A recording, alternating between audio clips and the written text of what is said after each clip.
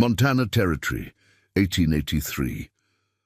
A woman steps down from a stagecoach into the eerie silence of a deserted street. Her gloved hands clutch a letter bearing a stranger's hopeful promises. Her eyes scan the boarded-up buildings, searching for signs of the man whose portrait she's carried across 1,000 miles of wilderness. The town she traveled so far to reach appears abandoned. Only hastily painted quarantine signs and locked doors greet her arrival. But destiny rarely follows the paths we imagine for ourselves. What awaits her will test the limits of her courage and reveal that sometimes our true calling emerges only when all our carefully laid plans crumble to dust. Before we jump back in, tell us where you're tuning in from. And if this story touches you, make sure you're subscribed, because tomorrow I've saved something extra special for you. The early October wind cut through Eleanor Blackwood's woolen traveling coat as the stagecoach from Billings lurched to an unexpected stop. The journey west had consumed nearly 3 weeks of constant motion, each mile stretching the thread connecting her to her former life in Philadelphia, until it finally snapped somewhere around the Missouri River. "White Rock," announced the driver, a weathered man named Thatcher, who had maintained an unsettling silence for the past several hours of their journey. "End of the line for you, miss." Eleanor smoothed the wrinkles from her practical navy traveling dress, once considered elegant in Philadelphia, but now clearly inadequate for the Montana autumn. The wind pressed against her like an unwelcome stranger, making even the simple act of gathering her composure a challenge. "There must be some mistake," she said, her gaze moving between the driver and the deserted main street. The small frontier town appeared completely abandoned, with no movement visible except tattered quarantine notices flapping in the wind. No smoke rose from any chimney. No horses stood hitched outside the saloon, and no Thomas Bennett came striding forward to greet his mail-order bride. Thatcher spat a stream of tobacco juice into the dust. "No mistake, ma'am. This here's White Rock, or what's left of it after the fever came through." Inside her modest carpetbag lay her most precious possessions, a small leather portfolio containing her nursing certificates from Philadelphia General Hospital, $178 in carefully counted banknotes, and a daguerreotype of her parents, both claimed by influenza 3 years earlier.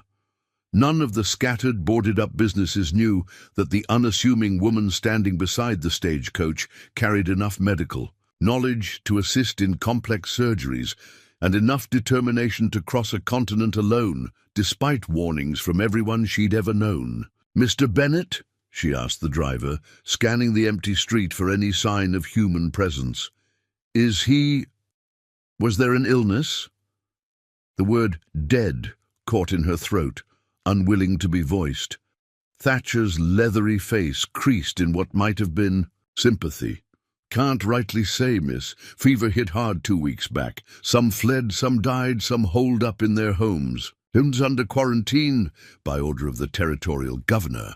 Shouldn't even be dropping you here, truth told." The world seemed to tilt beneath Eleanor's feet. After 14 months of correspondence, she had traveled halfway across the country to marry Thomas Bennett, whose letters had painted a picture of a modest but thriving medical practice in a growing frontier town. His last letter had explicitly stated he would meet her at the stagecoach stop on this very day. "There must be some mistake," she repeated, her voice barely audible over the wind whistling through the abandoned buildings. "Easy to write pretty words," Thatcher replied, already unloading her trunk onto the hard-packed earth. "Harder to survive when sickness comes calling." Within moments, the driver was climbing back onto his seat, eager to depart before the fading daylight made the dangerous trail back to Billings even more treacherous. "Stage comes through again next Tuesday, if you're aiming to head back east," he offered, then hesitated. "Though if you was smart, you'd come with me now. Ain't safe here with the fever about." Eleanor stood frozen, weighing her limited options. Return immediately to Billings on a stagecoach that offered no guarantee of lodging upon arrival, or remain in a quarantine town where her intended husband might be dead or fled.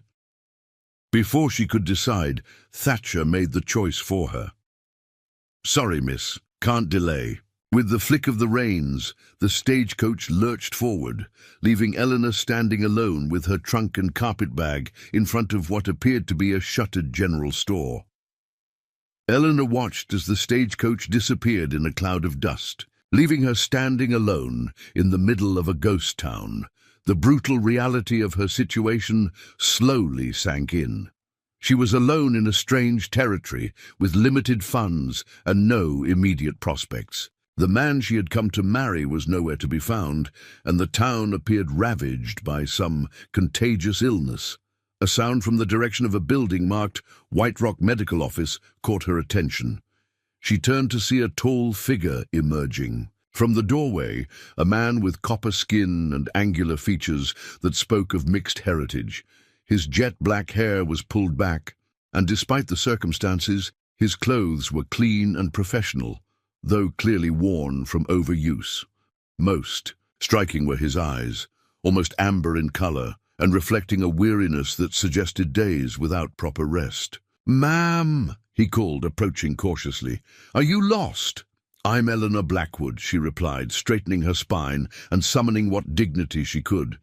"I was to meet Thomas Bennett here today." The man's expression shifted to one of unmistakable pity.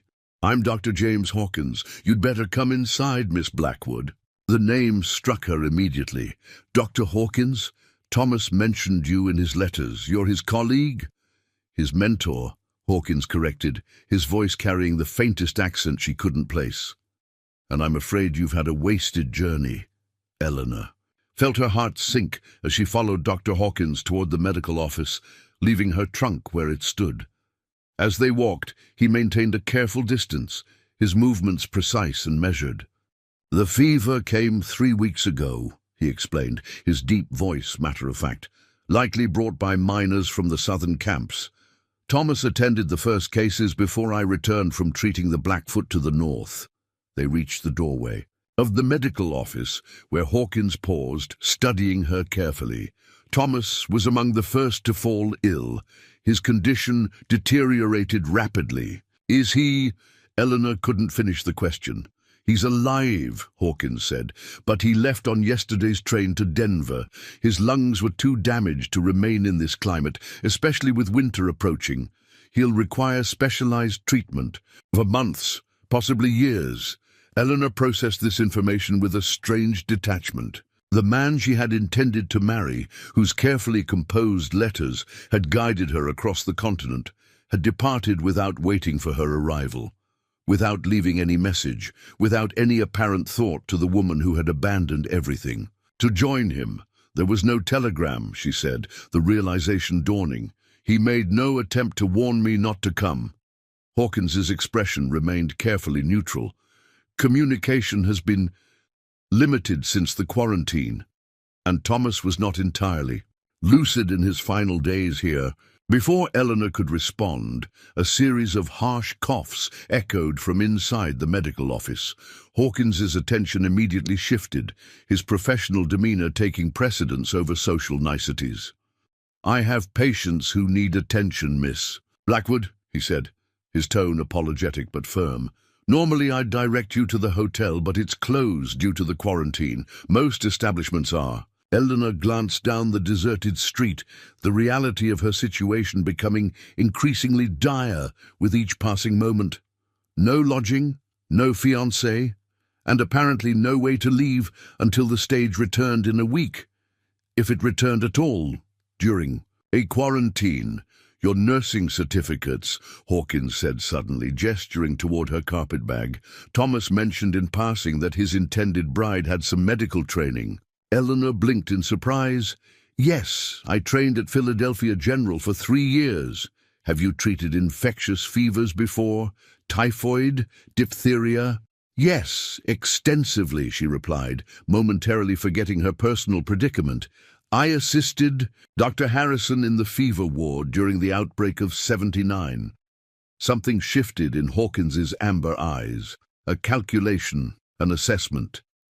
How current is your knowledge of antiseptic procedures? Are you familiar with Lister's methods?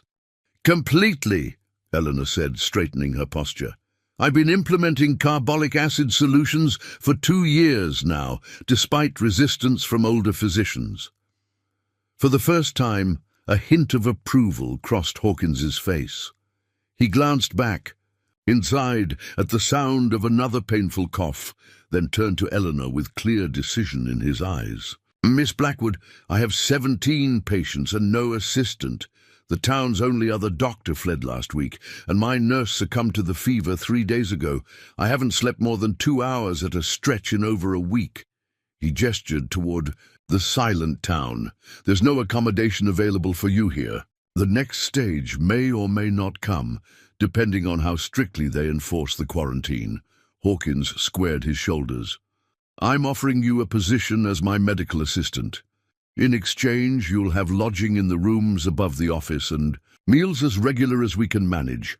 Once the quarantine lifts, you'll have your salary and fare to wherever you choose to go. The proposition, though clearly born of desperation, highlighted the precariousness of Eleanor's position.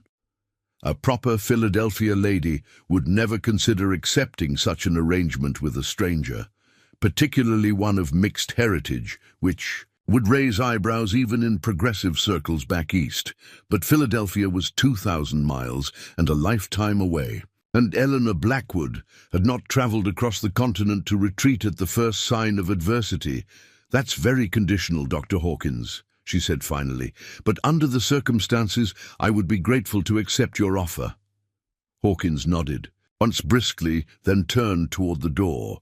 Leave your trunk for now. We'll have it brought in later. Your medical skills are needed immediately. As Eleanor followed him into the building that would now be both her workplace and temporary home, she wondered what strange twist of fate had led her here.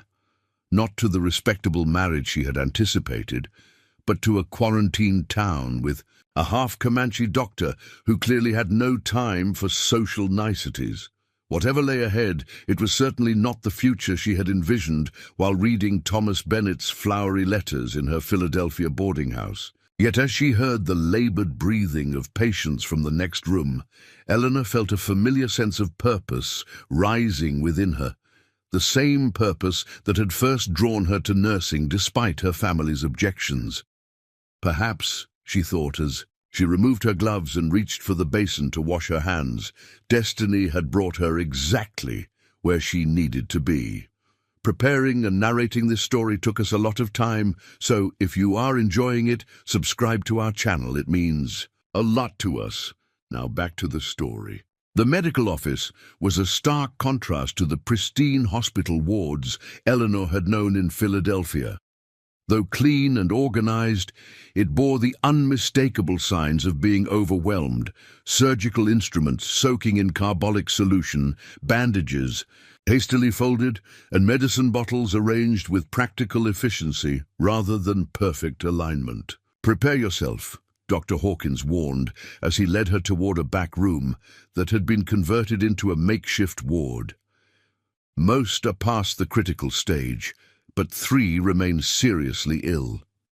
Eleanor steeled herself, drawing on years of experience in Philadelphia's worst fever outbreaks. Nothing could have fully prepared her for what awaited. 8 pallets lined the walls of the room, each occupied by patients in various states of recovery. The air hung heavy with the sharp scent of carbolic acid, barely masking the underlying smells of illness. Most striking was the silence, not the absence of sound, but the eerie quiet of the desperately ill conserving their strength merely to breathe. Mrs. Parsons, Hawkins indicated, moving to the bedside of an elderly woman whose labored breathing punctuated the room's stillness. Fever broke yesterday, but her lungs remained compromised. Eleanor fell instantly into her professional role, assessing the woman's color, respiration, and the subtle signs that experienced nurses recognize instinctively. Fluids maintained? She asked, noting the woman's parched lips. As best we could with limited help, Hawkins replied, his tone neither defensive nor apologetic, simply factual. Moving methodically from patient to patient, he briefed her on each case with remarkable precision.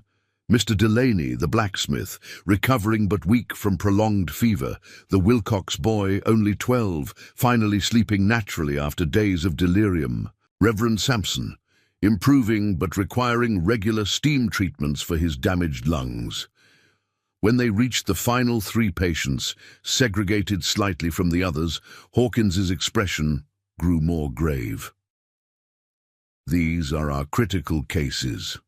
Margaret Fisher contracted the fever while nursing her husband before he died. The Chen brothers work at the laundry. Both fell ill simultaneously 3 days ago. Eleanor studied the patients with practiced eyes. The younger brother's breathing is too shallow. Has he been positioned to clear his lungs regularly? A flash of approval crossed Hawkins's face. When possible. Without adequate assistance, some protocols have been compromised. Show me your supplies, Eleanor requested, already mentally cataloguing what would be needed for proper care. Hawkins led her to a supply cabinet that revealed both the doctor's resourcefulness and the dire limitations of frontier medicine. Shelf. Space dedicated to critical medicines was alarmingly sparse. Quinine in limited supply, laudanum nearly depleted, and barely enough carbolic acid to maintain antiseptic conditions for another week.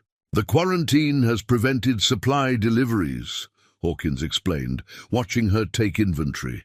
I've been rationing everything, prioritizing antiseptics over comfort medications. A sound decision, Eleanor affirmed, recognizing the difficult choices he'd been forced to make alone. Though if we had willow bark, we could brew a tea to reduce fevers without depleting the quinine. Hawkins paused, regarding her with new interest. There's a grove of willows by the creek south of town. I've used the bark before, but haven't had time to collect more. I'll prepare a list of other botanical alternatives we might find locally, Eleanor offered.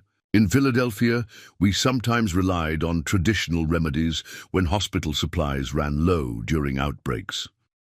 For the first time, Hawkins's professional reserve softened slightly. My mother was Comanche. She taught me their healing ways before. I went east for medical training. I've incorporated some of her knowledge when Western medicine falls short. This revelation explained much about the doctor's unusual approach that Eleanor had already noticed.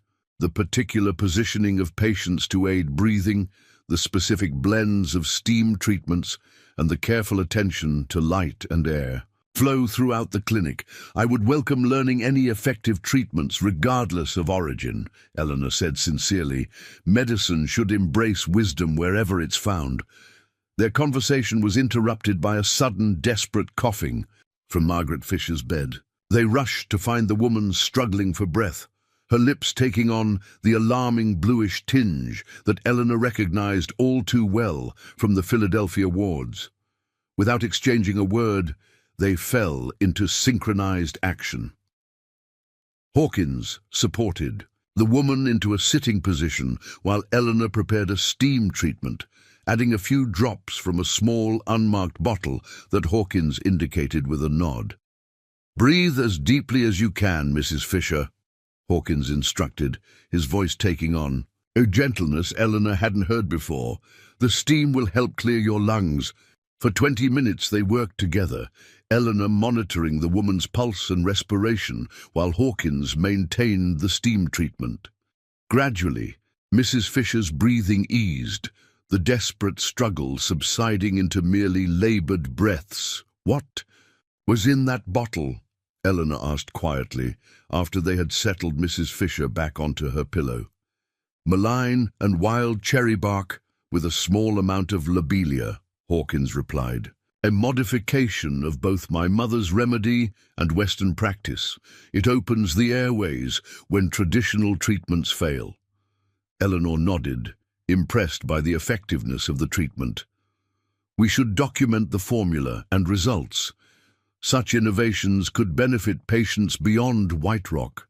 Hawkins appeared momentarily startled by her suggestion, but nodded in agreement. "I've kept records, though I've had little time to organize them properly." As the immediate crisis passed, Hawkins showed Eleanor to a small room at the rear of the clinic that would serve as her quarters. The space was spare but clean. A narrow bed with fresh linens, a washstand, a small desk, and a chest of drawers constituted the entirety of the furnishings. "It's not much," he apologized, lighting the small lamp on the desk. "My quarters are upstairs if you need assistance during the night." "It will serve admirably," Eleanor assured him, suddenly aware of the bone-deep exhaustion that her professional focus had temporarily held at bay. The day's shocks and disappointments crashed over her now, the abandoned town, Thomas's absence, and the sudden dramatic change in her circumstances. Hawkins seemed to read her state accurately. "Rest for 2 hours, I'll manage. After that I'll need relief to get some sleep myself." His direct manner might have seemed brusque in other circumstances, but Eleanor recognized it as the necessary efficiency of a physician stretched beyond normal limits. Left alone, Eleanor sank onto the edge of the bed, finally allowing herself to absorb the magnitude of her situation. The carefully constructed future she had imagined, a respectable marriage to a frontier doctor, a fresh start in the West, escape from the limited options available to a spinster nurse in Philadelphia, had disintegrated with each revelation. About Thomas Bennett. From her carpet bag, she withdrew the packet of letters that had guided her across the continent. 16 letters, each bearing the same meticulous handwriting. She had believed herself cautious, insisting on corresponding for a full year before agreeing to travel west. Bennett's letters had been consistent, detailed, and seemingly sincere. He had described the growing town, his medical practice, and his desire for a wife who would understand his dedication to healing. Had it all been genuine, cut short only by the unfortunate timing of the epidemic? Or had there been elements of deception in his careful prose? Would the real Thomas Bennett have been a suitable husband? Or had she narrowly escaped binding her life to someone who would abandon her at the first sign of adversity? A knock at the door interrupted her thoughts. Hawkins had returned with a tray bearing a simple meal of beans, cornbread, and coffee. "You'll need sustenance," he said, setting the tray on the small desk. "The next days will be demanding." "Dr. Hawkins," she called as he turned to go. Was Dr. Bennett a good physician?" The doctor paused, considering his words carefully. "He was technically skilled and well-educated," he said finally, "but there was always something cautious in him. He preferred predictable cases and controlled environments." He hesitated. "His departure didn't surprise me when it came. Some men aren't suited for frontier medicine, where conditions are rarely ideal and resources seldom adequate." After he left, Eleanor used the basin to wash away the dust of travel, changing into her simplest day dress behind the privacy screen in the corner. The simple act of cleansing restored some measure of her composure. As she ate the modest meal, she forced herself to consider her options logically. The quarantine eliminated immediate departure as a possibility, even had she wanted to retreat. Her nursing skills were genuinely needed here, perhaps more than they had ever been in Philadelphia's well-staffed hospital. And while Dr. Hawkins was clearly competent, he was fighting a losing battle against exhaustion. For at least the coming days, her path was clear. She would fulfill her professional duty as a nurse, assisting Hawkins in containing the epidemic. What came after that could be decided when the immediate crisis passed. This decision made, Eleanor rose and smoothed her dress, checking that her hair was secured in its practical style. Whatever strange twist of fate had brought her to White Rock, she would face it with the same composure and determination that had carried her through the wards of Philadelphia General during its worst outbreaks. Tomorrow, she would send a telegram to her former landlady in Philadelphia, explaining the change in circumstances and requesting that any mail be forwarded to White Rock's postal station. Tonight, she would provide Dr. Hawkins the relief he desperately needed, allowing him a few hours of uninterrupted rest. As she prepared to return to the ward, Eleanor realized that for the first time since her parents' deaths, she felt truly essential, not merely useful but necessary in a way that transcended social convention. Thomas Bennett's absence, initially devastating, might prove to be the very circumstance that offered her something beyond the limited future she had envisioned as a frontier doctor's wife. With this thought providing unexpected comfort, Eleanor Blackwood stepped back into the ward, ready to begin her first night as White Rock's new nurse during the darkest hours of its quarantine. Dawn arrived with the muted golden light of autumn filtering through the clinic's windows. Eleanor had maintained vigil through the night, moving quietly between patients, adjusting positions, administering medicines, and ensuring comfortable breathing for those still struggling with congested lungs. The younger Chen brother had given her the greatest concern, his fever spiking dangerously near midnight before finally breaking in the early morning hours. She heard Hawkins before she saw him, his footsteps on the stairs followed by his appearance in the doorway. Despite the few hours of rest, exhaustion still lined his face, though his eyes were clearer. "Report," he requested simply, moving immediately to check Margaret Fisher, their most critical patient. Mrs. Fisher's breathing remained labored, but stable through the night, Eleanor began, falling into the concise medical reporting she'd practiced at Philadelphia General. The Wilcox boy slept without incident. Mr. Delaney complained of chest pain at approximately 2 o'clock. I administered willow bark tea from our existing supply, which provided relief. The elder Chen brother's fever has remained moderate, while the younger's broke at approximately 3:30 after reaching a concerning peak. Hawkins nodded, checking Mrs. Fisher's pulse with practiced fingers. "Your assessment of their conditions?" Mrs. Fisher and the younger Chen brother remain critical but improving. The others are progressing as expected, though Mr. Delaney's chest pain warrants monitoring for potential cardiac involvement. A hint of surprise flashed across Hawkins's face at her thorough analysis, quickly replaced by professional appreciation. "Your observations match mine. The chest pain in post-fever recovery often indicates inflammation of the heart muscle. We'll watch for additional symptoms." He completed his examination of the patients before turning back to Eleanor. "You should rest now. I can manage for several hours." Eleanor nodded, suddenly aware of her exhaustion. "Wake me if there's any change in their conditions." Back in her small room, Eleanor managed only to remove her shoes before collapsing onto the narrow bed. Despite her physical fatigue, her mind continued processing the strange turn her life had taken in just 24 hours. Yesterday morning, she had awakened on the stagecoach with nervous anticipation about meeting her future husband. Now she found herself serving as nurse in a quarantined town under the direction of a half-Comanche doctor she barely knew. The irony wasn't lost on her. She had come west partly to escape the limitations placed on her as a nurse in Philadelphia, where the male doctors increasingly restricted female nurses to basic care, rather than allowing them to use their full medical knowledge. Thomas Bennett's letters had suggested he valued female medical practitioners more progressively. Now she found herself working alongside Dr. Hawkins, who seemed to assess her solely on her capabilities rather than social conventions.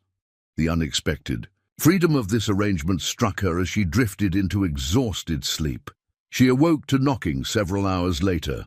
The light suggested early afternoon, meaning she'd slept longer than intended. "Miss Blackwood," Hawkins called through the door. "I apologize for disturbing your rest, but we have a situation that requires attention." Eleanor hastily pinned up her hair and straightened her rumpled dress before opening the door. "What's happened?" "Sheriff Walsh has returned to town," Hawkins explained, leading her toward the front of the clinic. He's brought 3 miners from the southern camp who are showing symptoms. 1 is in serious condition. In the clinic's front room stood a broad-shouldered man in a dust-covered sheriff's uniform.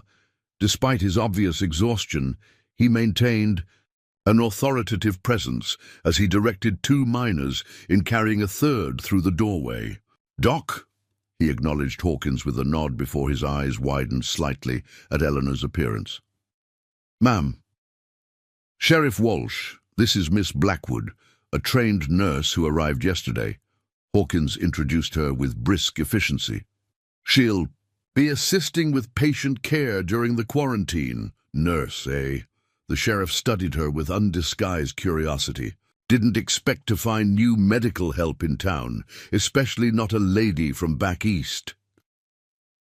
"Circumstances change, Sheriff," Eleanor replied evenly. "Let's focus on your patient." The miner they carried was clearly in dire condition, feverish, barely conscious, and struggling for each breath. Eleanor immediately helped direct them to place him in an examination room separate from the recovering patients. "How long has he been symptomatic?" Hawkins asked, already beginning his examination. "Started coughing 2 days ago," Walsh replied. "Fever hit hard last night, found him collapsed in his cabin this morning when I was checking the southern camps." Walsh nodded toward the waiting area where the other 2 miners sat. "These 2 are just starting to show signs. Coughing, feverish.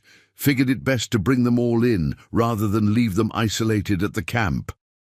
"A wise decision," Hawkins confirmed. "Miss Blackwood, prepare the steam treatment with the Mullin mixture for this patient. Sheriff, I'll need to examine the others immediately." As Eleanor prepared the treatment, she observed the interaction between Hawkins and the sheriff. Despite the professional courtesy they showed each other, an underlying tension was evident. "Town's like a ghost haunt, Doc," Walsh commented, as Hawkins examined one of the miners. "The territorial governor's man was through yesterday, enforcing the quarantine. Threatened to post guards if people try leaving. The quarantine is necessary." Hawkins replied without looking up from his examination. "This fever spreads rapidly and kills efficiently. Containing it is our only option." "May be necessary, but it's killing the town just as sure as the fever," Walsh countered. "Supplies running low everywhere. Wilson at the Mercantile says he's got maybe a week of flour left. The Hendersons ran out of milk for their young ones after their cow died last week." "Better temporary hardship than permanent loss," Hawkins responded, his tone indicating a long-standing disagreement. "The fever shows signs of abating in our initial patients. If no new cases develop, the quarantine might lift within 2 weeks." Walsh's expression suggested skepticism. 2 weeks might be too late for some folks' provisions. He glanced toward Eleanor as she worked. "No offense, miss, but your arrival complicates things. Governor's man made it clear. No one in or out means exactly that." Eleanor paused her preparation of the steam treatment. "Are you suggesting I've violated the quarantine, Sheriff?" "Not suggesting anything," Walsh replied, though his expression indicated otherwise. "Just noting that rules are rules, even for pretty Eastern ladies." Hawkins straightened, fixing the sheriff with a level gaze. "Miss Blackwood arrived before you returned with the governor's official quarantine orders. She's now essential medical personnel in a town with an outbreak. Unless you'd prefer to assist with treating these fever cases yourself." The challenge hung in the air until Walsh finally shrugged. "Just doing my job, Doc. Governor's man left me responsible for enforcing the quarantine. And I'm responsible for treating the ill," Hawkins countered. "Miss Blackwood stays as my medical assistant." The exchange revealed much about White Rock's dynamics that Eleanor filed away for later consideration. For now, the critical miner required her complete attention. His condition was worse than any of their current patients, suggesting either a stronger exposure to the contagion or an underlying weakness that made him more susceptible. When the sheriff finally departed, having arranged for the miners to remain under medical care, Eleanor administered the steam treatment to the critical patient, while Hawkins settled the other two into the recovery ward. "The sheriff seemed concerned about my presence," Eleanor observed when Hawkins returned. "Walsh is a good lawman, but lacks medical understanding," Hawkins replied, checking the steam treatment's effectiveness. "He sees the quarantine as an inconvenience, rather than a necessity." He adjusted the position of the barely conscious miner to improve his breathing. "You've now been officially claimed as essential medical personnel. The territorial governor won't challenge that designation during an outbreak."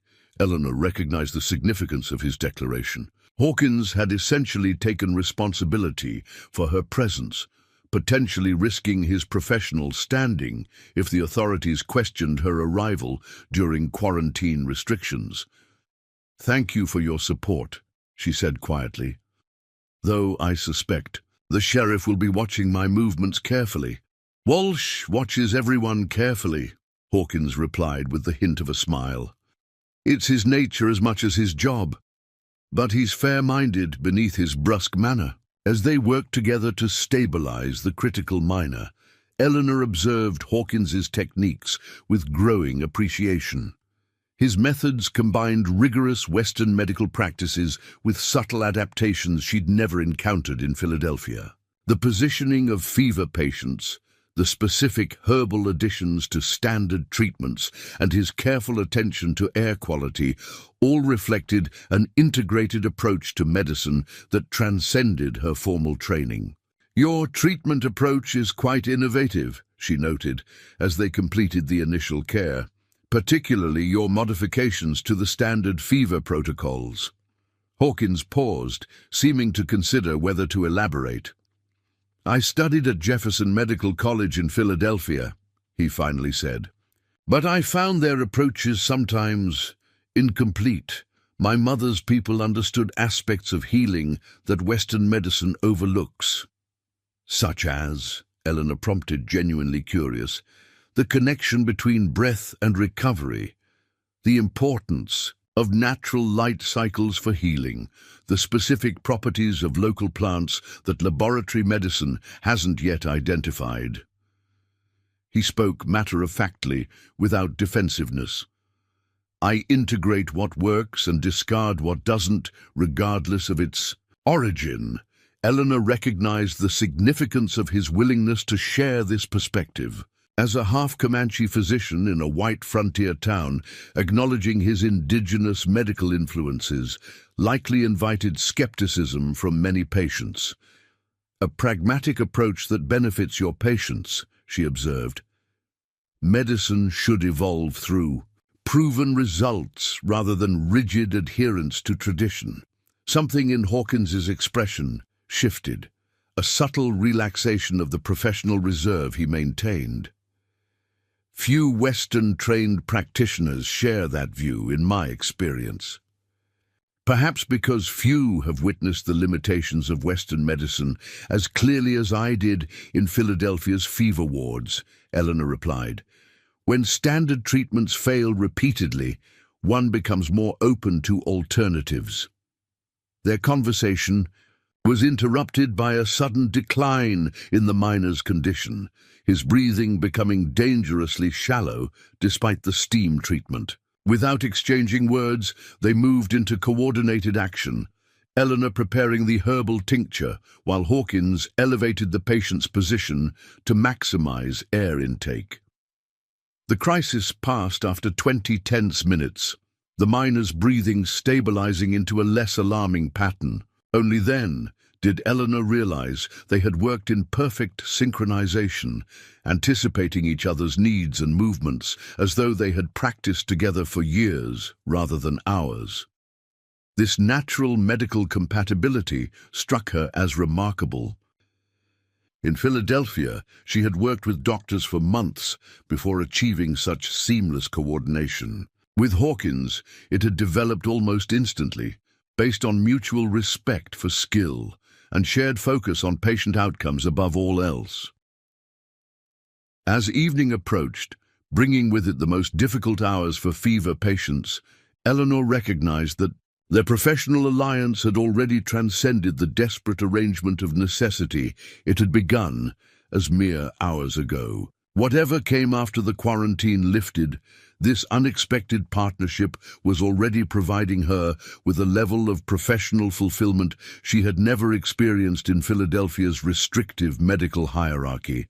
For the first time since stepping down from the stagecoach into White Rock's deserted street, Eleanor felt a sense of purpose that went beyond mere survival or temporary accommodation. Here, in this unlikely place, her medical knowledge was being fully utilized rather than artificially constrained by convention. 3 days into Eleanor's unexpected tenure at the White Rock Clinic, the rhythm of frontier medicine had become her new normal. The critical minor, identified as Patrick Donnelly, had stabilized but remained seriously ill. Margaret Fisher had turned the corner toward recovery, while the Chen brothers progressed steadily under their care. Daybreak found Eleanor gathering fresh willow bark near the creek south of town, the early morning light casting long shadows across the landscape. Hawkins had reluctantly agreed she could venture this far from the clinic after she pointed out their dwindling medical supplies demanded creative solutions. "Don't stray beyond the creek," he had cautioned, "and return immediately if you encounter anyone." The autumn air carried a crisp bite that invigorated Eleanor after the stale atmosphere of the sick room. She worked efficiently, cutting strips of bark and placing them in her gathering basket while keeping vigilant watch for any signs of trouble. Sheriff Walsh's concerned reaction to her presence still lingered in her mind, suggesting that not everyone in White Rock might welcome a newcomer during these precarious times. A sound from the nearby trees drew her attention. Footsteps, too, deliberate to be wildlife. Eleanor tensed, calculating the distance back to town. "You'd be the doctor's new helper, I reckon," came a woman's voice, followed by the appearance of an older Native American woman whose silver-streaked black hair was pulled into a neat braid. Though her dress was a practical frontier style, her moccasins and the beaded bag at her waist spoke to her tribal heritage. "I am," Eleanor acknowledged cautiously. Eleanor Blackwood, nurse to Dr. Hawkins. The woman studied her with keen, dark eyes that missed nothing. "Sarah Whitehorse," she offered. "Finally, I bring herbs to James when townfolks aren't watching too close." The casual use of Hawkins' first name indicated a familiarity that piqued Eleanor's curiosity. "You know Dr. Hawkins well?" A smile touched the woman's weathered face. "Taught him to identify healing plants before he could walk properly. His mother was my cousin." This unexpected connection to Hawkins's past caught Eleanor by surprise. "You're his family?" "What's left of it," Sarah confirmed, her expression revealing. "Nothing more." She nodded toward Eleanor's basket. "Willow bark is good, but not enough for lung fever. You need more." Without waiting for a response, she reached into her beaded bag and extracted several small bundles of dried plants. Elderflower for breaking fever, mullein for opening the breath paths, yarrow for when bleeding shows in the cough. Eleanor accepted the offerings with genuine gratitude. "Thank you. Our supplies are running dangerously low."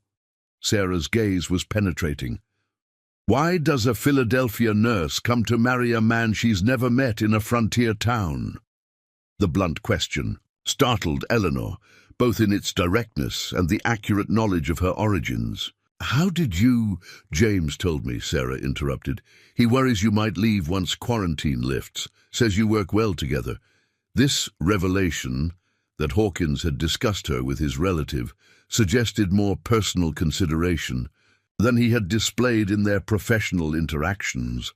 "I came seeking purpose beyond the limitations placed on women in Eastern medicine," Eleanor answered truthfully. "Though I didn't anticipate finding it through a quarantine rather than marriage." Sarah nodded, seemingly satisfied with this response. "Sometimes the path we walk isn't the one we first stepped onto." She gestured toward town. James is good healer. Walks in two worlds, knows medicines from both. Hard for him here sometimes. Eleanor understood the unspoken reality. A half Comanche. Doctor would face prejudice regardless of his medical skill or education. The patients respect him, she offered. When they're dying, yes, Sarah replied with blunt pragmatism. When they're well, some forget their gratitude. She secured her bag and prepared to leave. Come here same time in 3 days. I'll bring more medicines. Before Eleanor could respond further, Sarah disappeared into the trees with remarkable stealth for a woman of her years. The encounter left Eleanor contemplating the complex layers of Hawkins's existence in White Rock, respected as a physician, yet potentially ostracized for his heritage, walking the delicate boundary between two worlds. She returned to the clinic to find Hawkins changing Patrick Donnelly's bandages, the miner finally conscious enough to respond to basic questions. Miss Blackwood. Hawkins acknowledged her entrance. Mr. Donnelly has regained lucidity this morning. The miner, a wiry man perhaps in his 40s, regarded Eleanor with confusion. Another angel come to tend me? Must be worse off than I thought. I assure you I'm quite real, Mr. Donnelly, Eleanor replied as she set down her basket. And your improved awareness suggests you're better, not worse. Hawkins noticed the herb bundles immediately. You found more than willow bark. I had unexpected assistance, Eleanor explained, relating her encounter with Sarah Whitehorse, while they worked together to prepare fresh treatments for their patients. Hawkins's expression remained carefully neutral at the mention of his relative. Sarah rarely shows herself to outsiders. Her willingness to share medicines with you is significant. She seems concerned about the town's attitude toward you, Eleanor observed carefully. With good reason, Hawkins replied after a moment's hesitation. White Rock tolerates my presence because I'm the only doctor who's remained consistently through drought, harsh winters, and now fever. Tolerance isn't acceptance. He focused on grinding herbs with a mortar and pestle, the rhythmic motion seeming to help order his thoughts. Before the epidemic, the town council was considering funding to bring another physician from Denver, one without my complicated heritage. The admission revealed vulnerabilities Hawkins had carefully concealed beneath his professional demeanor. That seems remarkably short-sighted given your evident skill, Eleanor commented, indignation coloring her tone. A ghost of a smile touched his lips. Your Eastern directness is refreshing, Miss Blackwood. Most here would dance around the reality with polite fictions. Their conversation was interrupted by Sheriff Walsh's arrival, his expression more serious than during his previous visit. Doc, Miss Blackwood, he greeted them with a tip of his hat. Got a situation brewing that you should know about. Mayor Hargrove is holding an emergency town council meeting about the quarantine. Some folks are pushing to break it. Say they'd rather risk the fever than starve their families. Hawkins's expression hardened. Breaking quarantine now would spread the fever throughout the territory. I know that, Walsh said defensively. Just delivering the message. Hargrove wants you at the meeting to explain the medical necessities. 4 o'clock at his home. His gaze shifted to Eleanor. Both of you, actually. Some council members are curious about our new nurse and her credentials. After the sheriff departed, Hawkins's frustration was evident as he aggressively ground herbs into powder. Politics, he muttered, always interfering with medicine. Is there genuine concern about food supplies? Eleanor asked, recognizing that medical priorities sometimes overlooked practical realities. Hawkins paused his work, considering her question seriously. Yes, White Rock wasn't prepared for extended isolation. The freight wagons that usually arrive weekly haven't come since the quarantine was implemented. Some families, particularly those with children, are facing difficult circumstances. Eleanor recalled her training at Philadelphia General during outbreaks. In Philadelphia, we organize supply distribution during quarantines, pooling resources, and ensuring fair allocation to prevent hoarding. White Rock lacks Philadelphia's organizational structure, Hawkins noted, though his expression suggested interest in the concept. But it has a doctor and nurse who understand both medical necessities and human needs, Eleanor countered. Perhaps we could present a compromise at this meeting, maintaining medical quarantine while implementing structured resource sharing. The suggestion seemed to intrigue Hawkins. A practical middle path that addresses both contagion control and survival needs. He studied her with growing respect. "You continue to surprise me, Miss Blackwood." As they prepared for the town council meeting, Eleanor selected her most formal remaining dress, a practical navy blue with minimal trim that still conveyed professional dignity. Her appearance would matter at this gathering where her credentials and presence were apparently in question. "What should I know about Mayor Hargrove and the council before we meet them?" she asked as they walked toward the wealthier residential area of town. "Hargrove owns the largest mercantile in White Rock," Hawkins explained. "Generally fair-minded but protective of business interests above all else. The council consists of Wilson from the smaller general store, Bancroft who runs the sawmill, Mrs. Henderson who owns the hotel, and Reverend Taylor who leads the community church. And their likely positions on the quarantine." "Divided," Hawkins replied. "Hargrove and Mrs. Henderson initially supported stringent measures, while Wilson and Bancroft worried about economic impacts from the beginning. Reverend Taylor tends to mediate between factions." They approached a substantial two-story house at the edge of town, clearly the residence of someone with significant resources compared to the modest structures that comprised most of White Rock. "One more thing," Hawkins said quietly before they reached the door. "Your background as Thomas Bennett's intended bride will likely arise.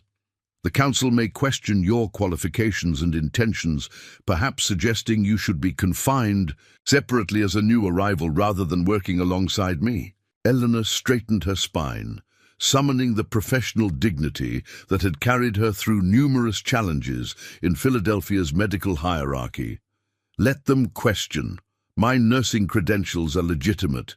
My intentions are to save lives, and my presence is already providing essential medical support during a crisis." The resolute confidence in her voice earned a rare smile from Hawkins. "Then let's face White Rock's leadership together, Miss Blackwood."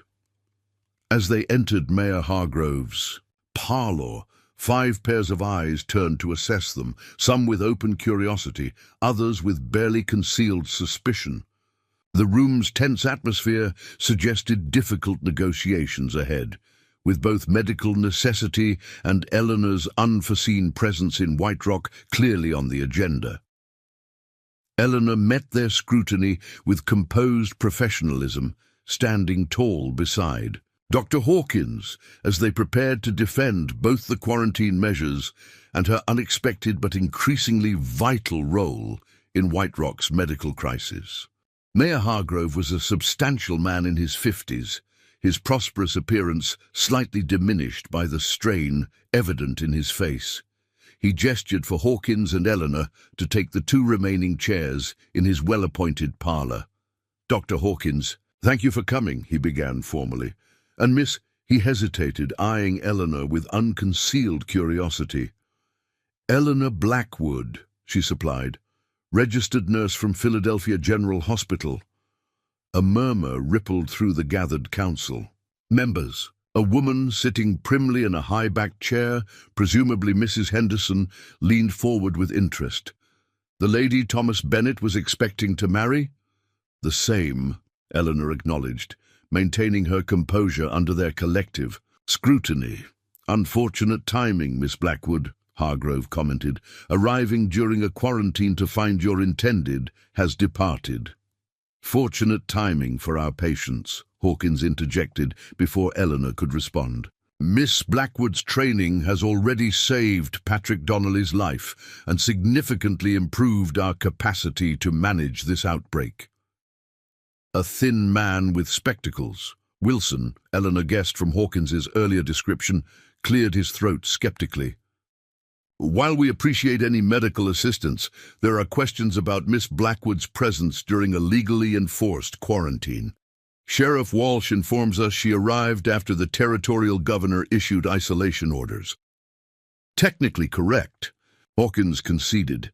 However, Miss Blackwood arrived before Sheriff Walsh returned with the official documentation. More importantly, the quarantine order contains specific exemptions for essential medical personnel, which Miss Blackwood unquestionably qualifies as.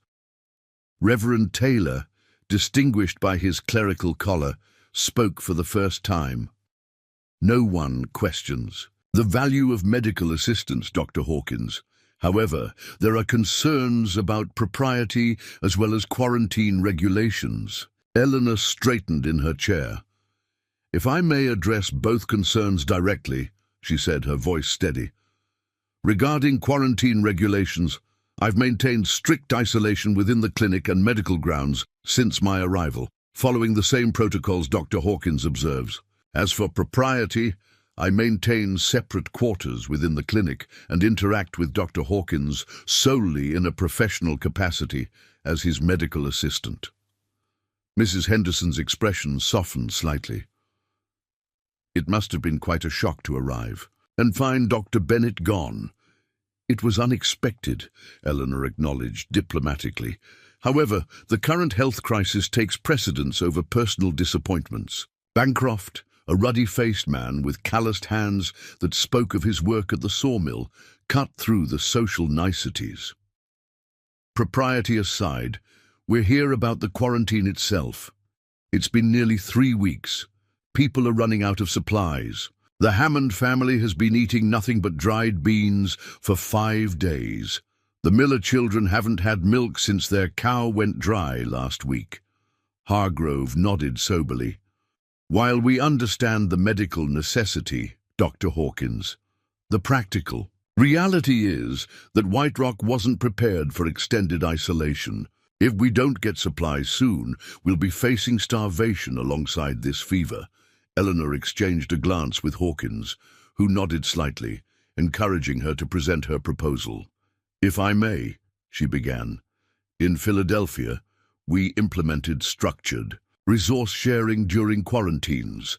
Each household would report their supplies, and a central committee would organize fair distribution to ensure no family faced severe deprivation, while others maintained surplus. The council members exchanged thoughtful looks at this suggestion. Additionally, Eleanor continued, while maintaining strict quarantine of the town itself, it might be possible to establish a secure transfer point at the town boundary where territorial officials could deliver essential supplies without direct contact with townspeople. Hawkins built upon her proposal. Sheriff Walsh could oversee such transfers, ensuring no physical contact occurs while still allowing critical provisions to enter White Rock. An interesting compromise, Hargrove mused. Maintains medical isolation while addressing practical needs. I've seen such arrangements work effectively during yellow fever outbreaks in Philadelphia, Eleanor added. With proper protocols, the risk of contagion spread is minimal, while the benefit to community welfare is substantial. Reverend Taylor nodded approvingly. A balanced approach that addresses both body and spirit. Our community needs hope as much as medicine. The discussion evolved into practical planning, with Wilson appointed to inventory available food supplies throughout town, and Mrs. Henderson tasked with organizing fair distribution. Bancroft, initially the most vocal opponent of continued quarantine, seemed mollified by the prospect of supply delivery and agreed to coordinate construction of a transfer station at the town's edge. As the meeting progressed, Eleanor noticed a subtle shift in how the council members addressed her, from initial skepticism to increasing inclusion in their planning discussions. By the time they concluded, her suggestion had transformed into a comprehensive community strategy that retained medical safeguards while addressing practical needs. "You've provided a valuable perspective, Miss Blackwood," Hargrove acknowledged, as the meeting adjourned. "Perhaps Thomas Bennett's misfortune has proven White Rock's benefit." Walking back toward the clinic in the fading afternoon light, Hawkins broke his customary reserve. "That was masterfully handled. You found the middle path when they could only see extremes."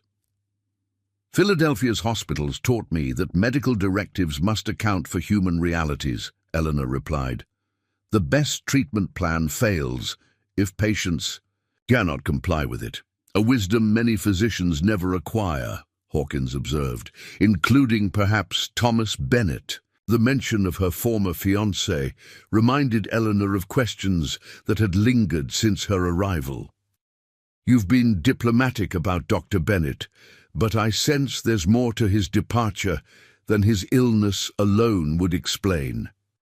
Hawkins walked several paces in silence before responding. Bennett was a competent physician with modern training, which White Rock desperately needed. But when the fever struck, he paused, choosing his words carefully. "Some doctors are suited for routine medicine, but falter in crisis." Bennett became increasingly disturbed by the conditions, the lack of proper facilities, the limited supplies, the seemingly unending stream of new cases. "He was afraid," Eleanor surmised. "Not without reason," Hawkins acknowledged fairly. "The fever has claimed 3 physicians in neighboring settlements, but a doctor who abandons his patients during an outbreak." The unfinished thought conveyed volumes about Hawkins's own medical ethics. Eleanor considered what might have awaited her had Bennett remained, marriage to a man who prioritized self-preservation over professional duty, a fundamental conflict with her own principles of service. "The town council seems to hold you in high regard despite what you described as mere tolerance," she observed, changing the subject. "Crisis clarifies essential values," Hawkins replied. "When fever strikes, heritage becomes secondary to healing skill. Once the epidemic passes—" He shrugged slightly. "Old prejudices will likely resurface." At the clinic, they found Patrick Donnelly sitting up for the first time, accepting broth from one of the recovering patients who had begun assisting with simple tasks. The overall atmosphere had improved markedly since Eleanor's arrival.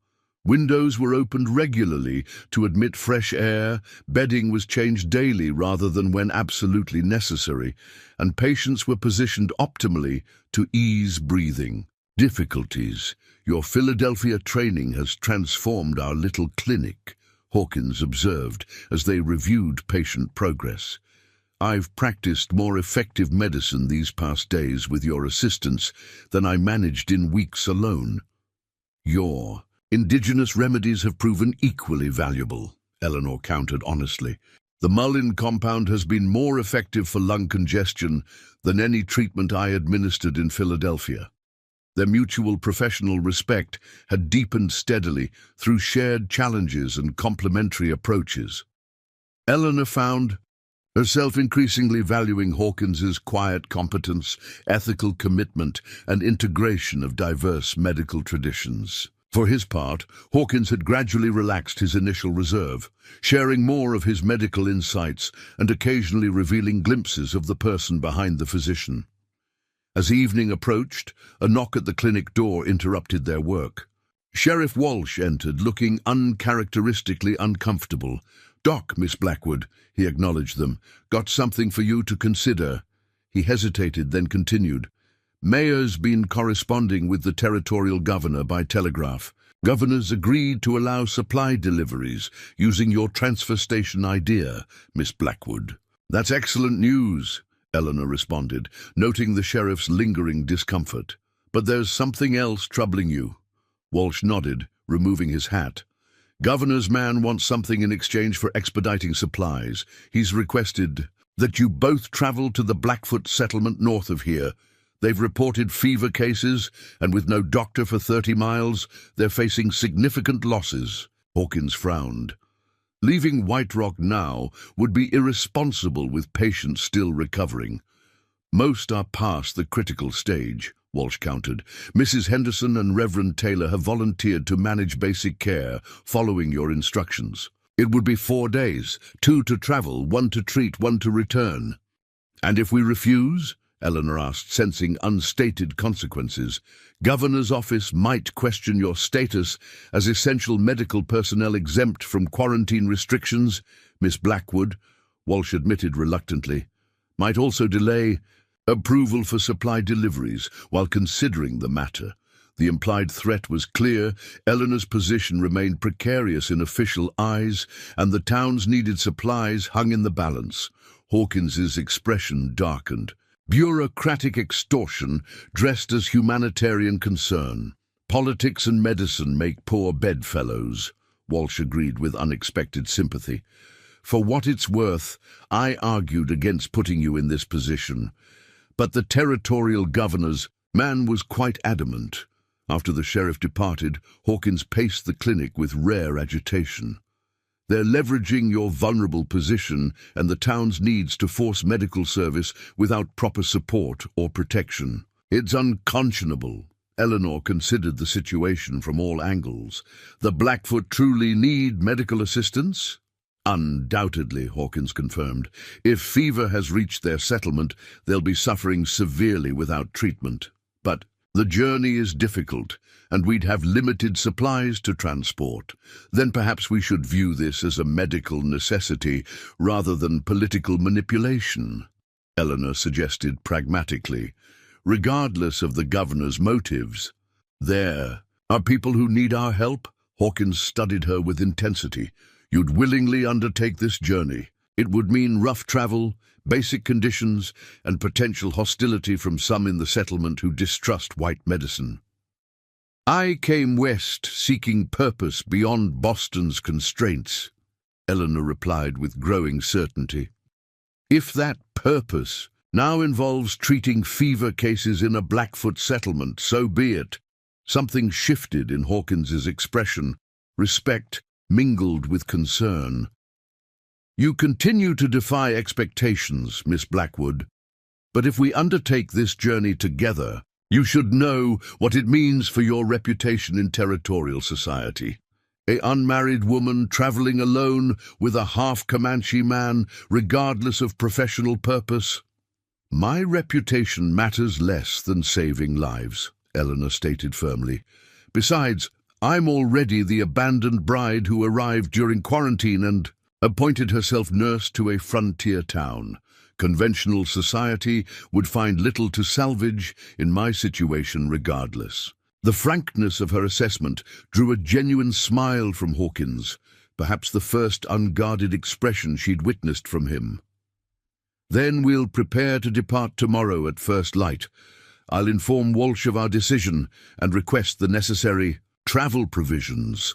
As she packed medical supplies for their journey, Eleanor reflected on the extraordinary path that had led her from proper Philadelphia nurse to quarantined frontier town, and now toward a Native American settlement. None of these developments aligned with the future she had envisioned while corresponding with Thomas Bennett. Yet, strangely, she felt more alive and purposeful than at any previous point in her life. The constraints of Eastern propriety had fallen away, allowing her to fully embrace her medical calling without artificial limitations. And in Dr. James Hawkins, she had found a medical partner who valued her abilities without reservation, something no physician in Philadelphia had ever truly offered. Dawn arrived with a thin blanket of frost covering White Rock, the overnight. Chill, a stark reminder that Montana's harsh winter approached. Eleanor packed the final items into her medical bag, bandages, tinctures prepared from Sarah Whitehorse's herbs, and the precious remaining quinine. Her practical traveling dress and sturdy boots replaced the more formal attire she had worn. To meet the town council, Hawkins waited by the clinic door with Sheriff Walsh, who had arrived with the promised supplies and transportation, a wagon loaded with basic provisions and 2 sturdy horses for the journey's rougher terrain. The trail to the Blackfoot settlement follows Buffalo Creek for most of the way. Walsh explained as he handed Hawkins a roughly drawn map. It's passable by wagon for the first day.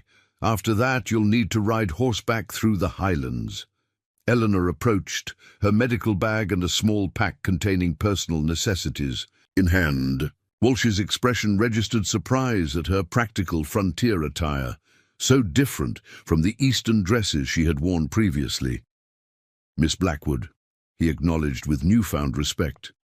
"Mayor Hargrove asked me to convey the town's appreciation for your willingness to undertake this journey. The town's resources will be distributed while we're gone," she confirmed. Walsh nodded. "First inventory was completed last night. Mrs. Henderson's already organizing fair allocation. The transfer station for new supplies should be constructed by tomorrow." "And our patients?" Hawkins inquired, his primary concern evident. "Reverend Taylor's wife has nursing experience from back east," Walsh assured him. "She'll follow your written instructions for care. The patients showing good recovery will help with the simpler tasks." Hawkins secured their medical supplies. In the wagon, while Eleanor made a final check of their most critical patients, Patrick Donnelly, now conscious and improving steadily, watched her preparations with concern. "Heard you're heading to the Blackfoot settlement," he commented as she checked his breathing. "Brave undertaking, especially for an Eastern lady." "Necessary undertaking," Eleanor corrected gently. "People are ill and need medical attention." Donnelly's weathered face creased in a weak smile. "You're not what anyone expected when we heard. Doc Bennett was bringing a bride from Philadelphia. Think most figured you'd be crying to return east by now." "Life rarely conforms to expectations, Mr. Donnelly," Eleanor replied, adjusting his pillows to ease his breathing. "Sometimes it offers something entirely different, and occasionally better than what we anticipated." "Doc Hawkins is a good man," Donnelly said unexpectedly. "Gets treated poorly by some because of his heritage, but he saved plenty who'd never invite him to dinner afterward. Different kind of courage, sticking to healing folks who don't always show proper gratitude." The miner's insight surprised Eleanor. "You seem to hold him in high regard." "Worked these mountains 15 years, Donnelly said simply. "Learned to judge men by their actions, not their bloodlines. Doc Hawkins is worth 10 of most men I've met, including plenty who claim finer breeding." This unvarnished assessment from a rough frontier miner confirmed Eleanor's growing appreciation for Hawkins's character. His quiet competence, ethical commitment, and dignified perseverance, despite the prejudice he clearly faced in White Rock. As Eleanor joined Hawkins at the wagon, she noticed a small gathering had formed to see them off, not just the town officials, but several recovered patients and their families. Mrs. Henderson stepped forward, pressing a package into Eleanor's hands. "Biscuits and preserved fruit for your journey," she explained. "And," her voice lowered confidentially, "a letter addressed to you arrived yesterday on the Territorial Governor's courier. I took the liberty of collecting it before it became an official matter." Eleanor accepted the letter with surprise, immediately recognizing Thomas Bennett's handwriting on the envelope. Mrs. Henderson patted her arm sympathetically before stepping back. With final instructions given and goodbyes exchanged, Hawkins helped Eleanor onto the wagon seat before taking the reins. As they departed White Rock under the watchful eyes of its citizens, Eleanor became acutely aware of the unusual nature of their journey. An unmarried Eastern woman and a half Comanche doctor traveling alone to a Native American settlement. The conventions of Philadelphia society seemed increasingly distant and irrelevant in the face of medical necessity and the stark realities of frontier life. She felt a surprising sense of liberation as the wagon left the town behind, the open landscape replacing White Rock's watching eyes and whispered judgments. Once they were well beyond town, Eleanor opened Bennett's letter, curiosity overcoming her initial reluctance. "My dear Miss Blackwood, word has reached me in Denver of your arrival in White Rock and the unfortunate circumstances you encountered. I must express my deepest regrets for the situation and attempt to explain my abrupt departure. My condition deteriorated rapidly as the fever spread through town. Dr. Hawkins advised immediate relocation to Denver's hospital facilities as my lungs showed concerning damage that would likely worsen in White Rock's conditions. In my fevered state, I fear I failed to consider your imminent arrival or arrange proper communication. I am told you have admirably stepped into a nursing role during the crisis, which speaks to the character I believed you possessed from our correspondence. When the quarantine lifts, I hope you might consider joining me in Denver to discuss our future arrangements once my health improves. With sincere regrets and continued affection, Thomas Bennett." MD Eleanor folded the letter carefully, her emotions more complex than she had anticipated. Bennett's explanation seemed reasonable on its surface, a gravely ill man making hasty decisions to preserve his health. Yet the absence of any attempt to warn her, the ease with which he had abandoned his patients, and his assumption that she would simply wait for their future arrangements to be discussed, revealed a character fundamentally at odds with her own principles. Hawkins had maintained a respectful silence during her reading, his attention apparently focused on guiding the horses along the increasingly rough trail. His profile against the morning light showed the distinctive features of his mixed heritage, the prominent cheekbones and straight nose that spoke of his Comanche bloodline blended with traits from his white father. "Dr. Bennett has written," she said finally, "explaining his departure and suggesting I join him in Denver when the quarantine lifts." Hawkins's expression remained carefully neutral. A reasonable hope on his part. "Is it?" Eleanor found herself asking. "A man who abandons his patients during an outbreak, fails to warn his fiancée of danger, and then expects her to simply wait for his convenience?" "Perhaps fever clouded his judgment," Hawkins suggested with diplomatic fairness. "Illness can distort one's thinking." "True illness, yes," Eleanor conceded. "But I've seen physicians prioritize their safety over patient care in Philadelphia as well. It speaks to character rather than circumstance." Hawkins was silent for a moment before responding. "What will you do when the quarantine lifts?" The question had occupied Eleanor's thoughts increasingly over the past days. "I'm no longer certain," she admitted. "When I left Philadelphia, my path seemed clear. Marriage to a frontier doctor and establishing a respectable position in a growing western town. Now," she gestured to the expansive landscape around them, "everything has changed, including, perhaps, what I truly want." "The frontier has that effect," Hawkins observed. "It strips away societal layers until essential truths remain. Some find that uncomfortable, and others find it clarifying," Eleanor added, realizing the truth of her words as she spoke them. They traveled in companionable silence as the trail followed Buffalo Creek through increasingly rugged country. By midday, they stopped to rest the horses and eat a simple meal beside the creek. Eleanor used the opportunity to organize their medical supplies more efficiently for the cases they might encounter at the Blackfoot settlement. "Have you treated many Native American patients?" she asked as they prepared to continue their journey. "Regularly," Hawkins replied, "though my mixed heritage creates complications. Some tribes view me with suspicion as too white, while others accept my medical knowledge because of my Comanche blood." He secured their provisions in the wagon. "The Blackfoot have generally been accepting of my treatments, particularly after I successfully managed a measles outbreak among their children last year."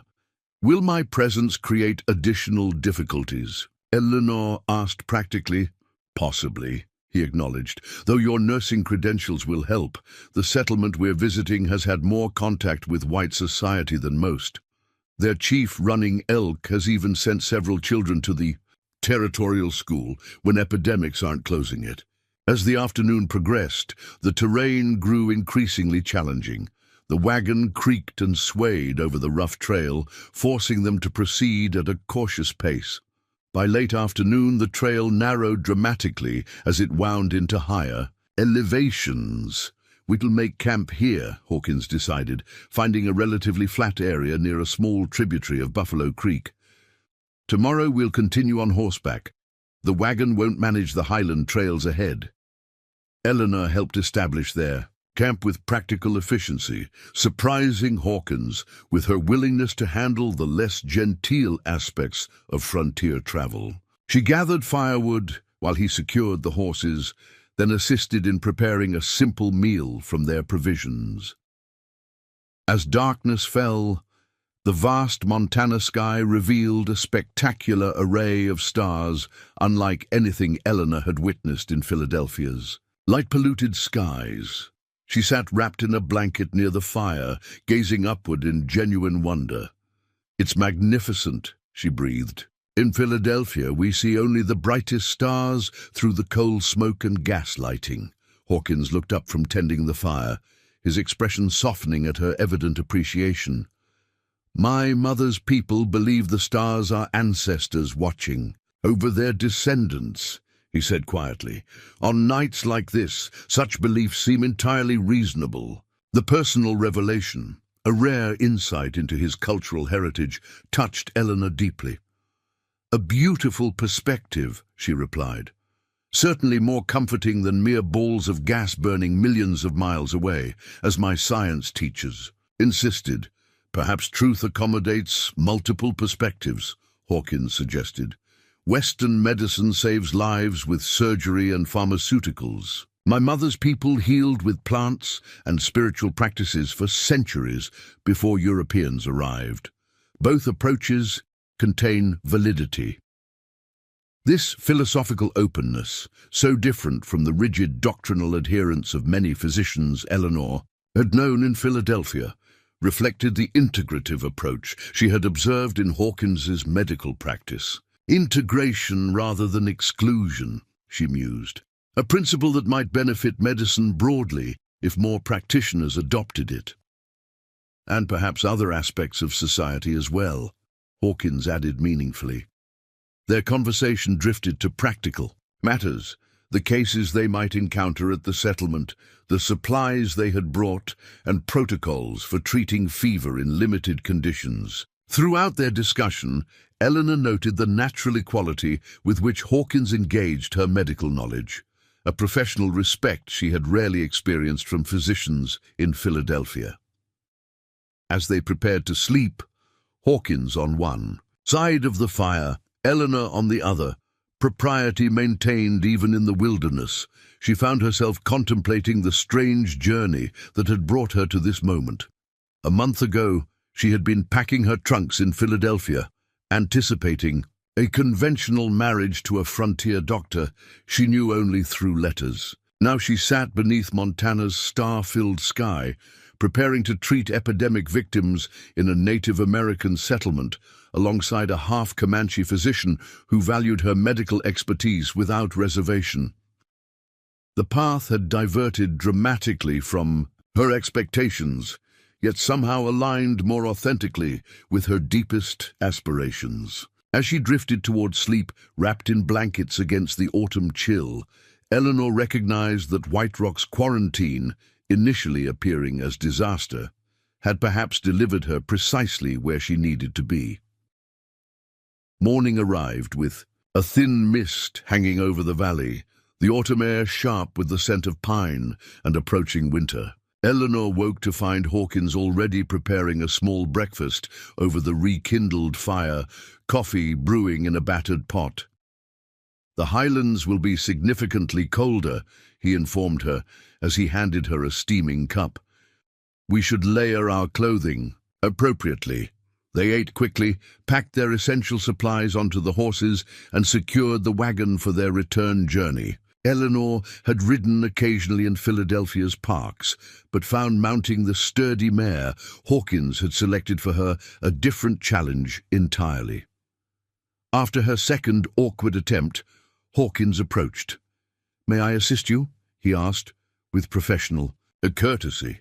At her nod, he positioned his hands respectfully at her waist and boosted her into the saddle with surprising gentleness for a man of his strength. The brief contact, practically necessary but socially improper by Eastern standards, highlighted again how conventional propriety bent to practical needs on the frontier.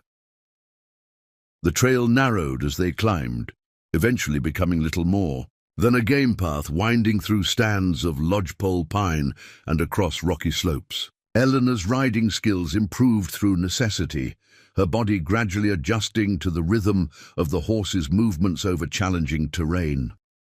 "You adapt quickly," Hawkins observed, after several hours of difficult riding. "Many Easterners struggle significantly with frontier travel." "Adaptation seems the essential skill of frontier life," Eleanor replied, secretly pleased by the compliment. "Those who cling to Eastern habits likely suffer unnecessarily." "A wise observation," Hawkins agreed. "I've seen many newcomers resist the necessary adjustments until hardship forces change." By midday, they had climbed high enough to see the sprawling landscape below, Buffalo Creek winding through the valley they had traversed, and far in the distance, the faint outline of White Rock itself. The perspective was both literally and figuratively enlightening, offering Eleanor a broader view of the territory that might become her permanent home. "It's breathtaking," she commented as they paused to rest the horses. "Philadelphia has its beauties, but nothing that expands the spirit quite like this." "The vastness changes one's perspective," Hawkins agreed. "Problems that loom large in town often shrink when viewed against this landscape." Their philosophical exchange was interrupted by the distant sound of horses approaching from farther up the trail. Hawkins immediately grew alert, moving his hand to the rifle secured to his saddle. "Stay behind me," he instructed quietly. "Most travelers in these highlands are peaceful, but caution is prudent." Within minutes, two riders appeared around a bend in the trail, Native Americans on sturdy ponies. They halted at sight of Hawkins and Eleanor, studying them with careful assessment before the older rider raised his hand in greeting. "James Hawkins," the man called in accented but clear English. "Running Elk sends us to find you." Hawkins relaxed visibly, returning the greeting. "Swift Arrow," he acknowledged. "How did Running Elk know we were coming?" "Territorial agent sent message yesterday," Swift Arrow explained, guiding his pony closer. His gaze shifted curiously to Eleanor. "Said doctor bringing white medicine?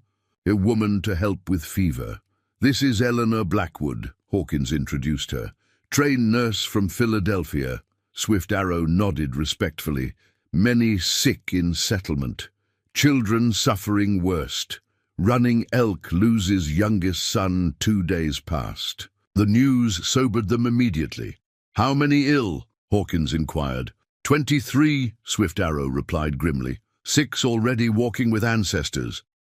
"We brought medical supplies," Eleanor interjected, her professional concern overriding any hesitation. "About addressing their guides directly, including treatments specifically for fever and lung congestion." Swift Arrow's companion, who had remained silent, studied Eleanor with increased interest at this declaration. He spoke rapidly to Swift Arrow in their native language. "Grey Wolf asks if White Medicine Woman knows fever signs before spots show." Swift Arrow translated. "His daughter sick but no spots yet. Early symptoms include high temperature, severe headache and body aches," Eleanor responded promptly. "Rash typically appears on the 3rd or 4th day of fever. Is that what you're seeing in the settlement?" After Swift Arrow translated, Grey Wolf nodded gravely. "Sounds consistent with spotted fever," Hawkins noted to Eleanor. "Different from White Rock's outbreak, which presents primarily with respiratory symptoms." "We should continue immediately," Eleanor urged, thinking of the suffering children awaiting their help.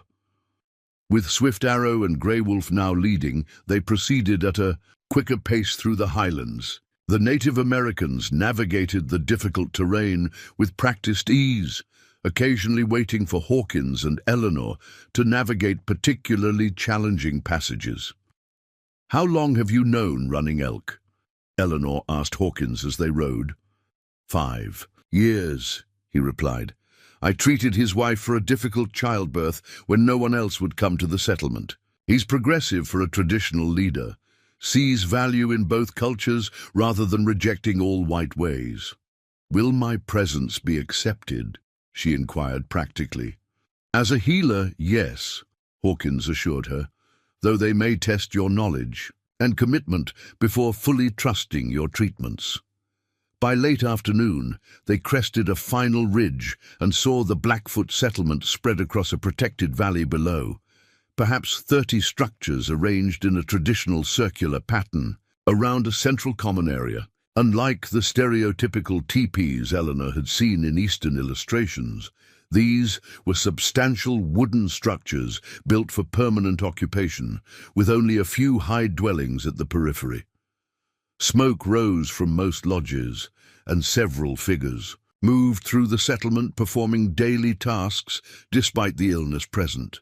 As they descended toward the valley, Eleanor noted carefully tended garden plots, corrals for horses, and other signs of a stable, established community that contradicted Eastern notions of wild Indians constantly on the move. They've adapted to changing circumstances while maintaining their essential cultural practices, Hawkins observed, noting her interest.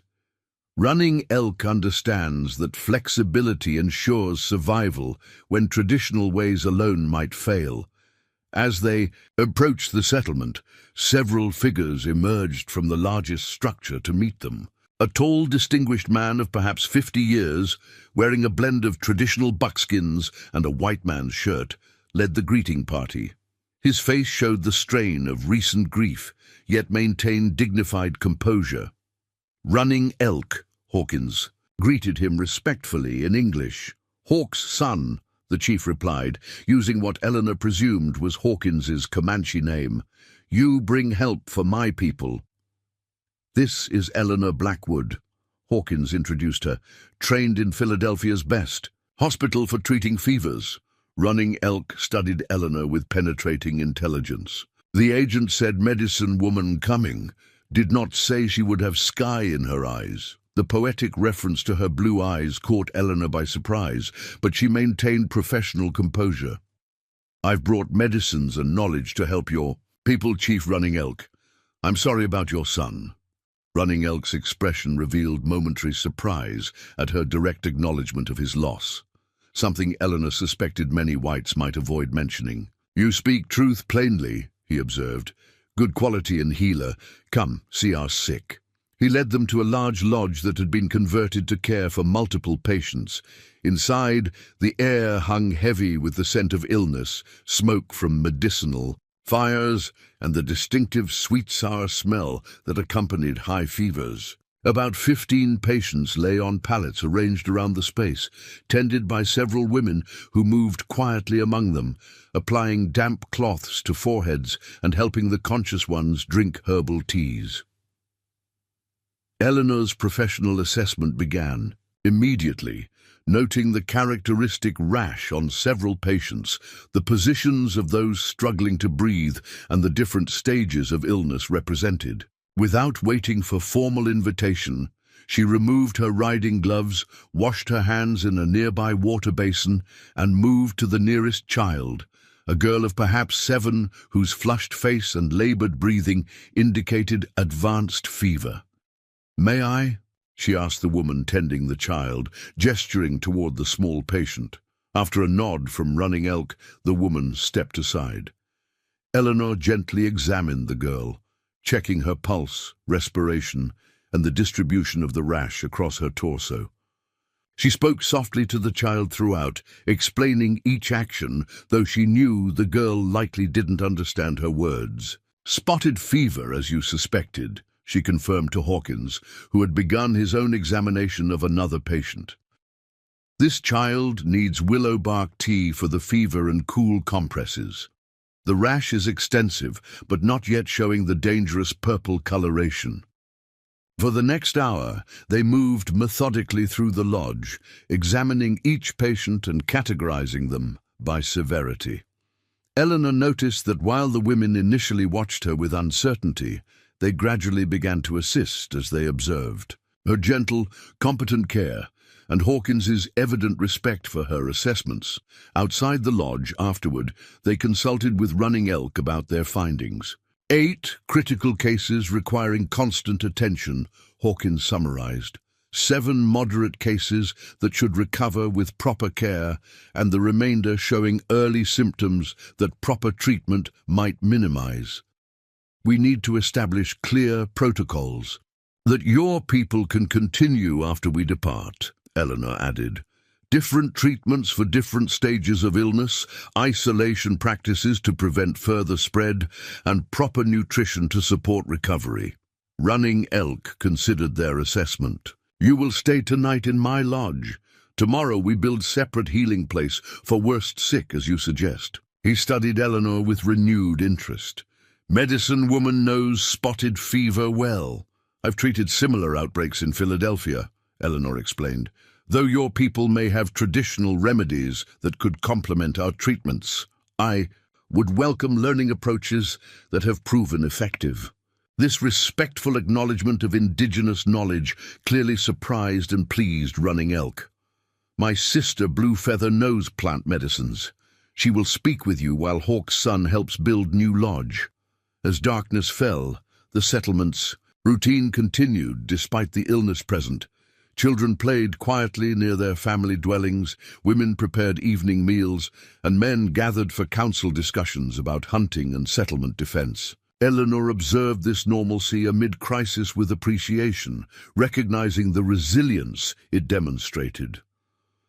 In Running Elk's spacious lodge, his wife Morning Star served a simple but nourishing meal of venison stew and corn cakes. Though still grieving her lost son, she conducted her duties as hostess with quiet dignity that Eleanor found deeply moving. After the meal, Bluefeather arrived, a striking woman perhaps 10 years older than Eleanor, with intelligent eyes and an air of quiet authority. She carried a bundle of various plants and roots, laying them carefully on a woven mat between herself and Eleanor. My brother says you wish to know our medicines, she stated in surprisingly good English. If you're willing to share your knowledge, Eleanor confirmed. I believe healing benefits from multiple traditions. Bluefeather studied her thoughtfully before nodding once in approval. Most white healers think only their ways have value. Short-sighted perspective, Eleanor replied. Your people have survived on this land for generations. That survival certainly included effective medical treatments. This frank acknowledgement seemed to satisfy Bluefeather, who began systematically showing Eleanor the various plants she had brought, explaining their uses, preparation methods, and specific applications for fever symptoms. Many aligned with Western herbal knowledge Eleanor had studied, but several were entirely new to her. Watching from across the lodge, Hawkins and Running Elk observed this exchange of knowledge with evident approval. The medicine woman has unusual respect for our ways, Running Elk commented quietly. Miss Blackwood is exceptional in many regards, Hawkins acknowledged, his tone conveying more than his measured words. Running Elk studied his friend carefully. The territorial agent said she came to marry another doctor, but found him gone. Now she works with you instead. Temporary circumstances, Hawkins replied, though something in his expression suggested uncertainty about this assessment. Running Elk's weathered face showed a hint of amusement. Sometimes Great Spirit brings healing to the healer in unexpected ways. The philosophical observation hung between them as they watched Eleanor and Bluefeather continue their earnest exchange of medical knowledge. Two women from vastly different worlds, finding common ground in their shared commitment to healing. 3 days in the Blackfoot settlement, transform both the community's health crisis and Eleanor's perspective on her future. Working alongside Bluefeather and the settlement's women, she had implemented a comprehensive treatment program that combined Western medical protocols with effective indigenous remedies. The results proved remarkably successful. No new deaths occurred after their arrival, and most patients showed significant improvement. The makeshift hospital lodge they had constructed provided proper isolation for the most severely ill, while preventative measures reduced new infections. Eleanor had carefully documented the effective combinations of treatments, creating written protocols that Bluefeather could continue implementing after their departure. Their final morning in the settlement found Eleanor kneeling beside the young girl she had first treated upon arrival. The child's fever had broken during the night, and though still weak, she now sat up taking spoonfuls of broth from her mother. "She recovers well," Bluefeather observed, joining Eleanor. "Her spirit is strong." Eleanor nodded, genuine relief evident in her expression. "All our critical patients have stabilized. I believe the worst of the crisis has passed." The women had developed a strong mutual respect during their collaboration, each recognizing the valuable knowledge the other possessed. Bluefeather had taught Eleanor indigenous uses of local plants that proved remarkably effective against the fever's symptoms, while Eleanor had contributed antiseptic techniques and diagnostic approaches that complemented traditional methods. "Your medicines and ours work better together than alone," Bluefeather observed thoughtfully. "Like your people and mine might, if pride did not stand between." "Wisdom often requires looking beyond established boundaries," Eleanor agreed, thinking how far her own perspective had expanded since leaving Philadelphia. Outside the hospital lodge, preparations for their departure were underway. Running Elk had assigned Swift Arrow and 2 other men to accompany them back to White Rock, ensuring safe passage through territories where tension between settlers and indigenous people occasionally flared into violence. Hawkins secured their supplies to the horses, his movements efficient yet somehow reluctant. Eleanor recognized her own mixed feelings about returning to White Rock, reflected in his demeanor. Pride in what they had accomplished here balanced against uncertainty about what awaited them. "The settlement owes you great debt," Running Elk stated, as they prepared to mount their horses, "especially the medicine woman with sky eyes." "I've gained as much knowledge as I've shared," Eleanor replied honestly. "Bluefeather is a gifted healer." Running Elk nodded approval at this acknowledgement. "When fever comes again, we will remember your teachings as you remember hers. This is how wisdom grows." He presented Eleanor with a small, beautifully beaded medicine bag. "Bluefeather sends this for your healing work. Contains sacred plants from our lands." The unexpected gift touched Eleanor deeply. "Please thank her for her generosity. I'll treasure both the medicines and the knowledge she shared." As they rode away from the settlement, Eleanor felt a sense of accomplishment, unlike anything she had experienced in Philadelphia's hospital wards. There, her contributions had often been minimized or attributed to supervising physicians. Here, her knowledge had been valued, her leadership acknowledged, and her adaptability rewarded with new insights. Their journey back through the highlands proceeded efficiently under Swift Arrow's guidance. By nightfall, they had descended to the valley, where they had left the wagon, making camp beside Buffalo Creek as before. After their Native American escorts helped establish camp and then withdrew to give them privacy, Eleanor and Hawkins found themselves alone for the first time since beginning their journey. The silence between them carried the weight of unspoken questions about what would follow their return to White Rock. "You were remarkable with the Blackfoot," Hawkins said finally, breaking the contemplative silence. "Few white medical practitioners would have shown such respect for their traditional knowledge. Their approaches contained wisdom developed over generations," Eleanor replied. Dismissing effective treatments because they originated outside Western medicine would have been both arrogant and counter to patients' interests. Hawkins studied her across the campfire, the flickering light illuminating his features in a way that emphasized both his Comanche heritage and his thoughtful expression. "You continue to defy expectations, Eleanor," he observed, using her given name for the first time. The intimacy of this small change hung in the air between them. "Perhaps because I'm no longer certain whose expectations I'm meant to fulfill," she admitted. "Thomas Bennett's, Philadelphia Society's, or my own evolving understanding of what matters most." "And what does matter most?" Hawkins asked quietly. Eleanor considered the question with the honesty this extraordinary man deserved. "Using my medical knowledge to its fullest potential, working alongside someone who values that knowledge rather than constraining it, building something meaningful rather than merely decorative." She met his gaze directly. "What matters is purpose, James, and respect, and partnership based on mutual capability rather than conventional arrangements." The use of his given name, a conscious choice that matched his earlier intimacy, signaled her growing certainty about the path ahead, however unconventional it might appear to others. "When we return to White Rock," he said carefully, "you'll have options to consider. The quarantine will likely lift soon. Bennett's letter mentioned joining him in Denver." "A possibility I've contemplated," Eleanor acknowledged, "along with returning to Philadelphia, or perhaps seeking a position in one of the larger territorial towns with established hospitals."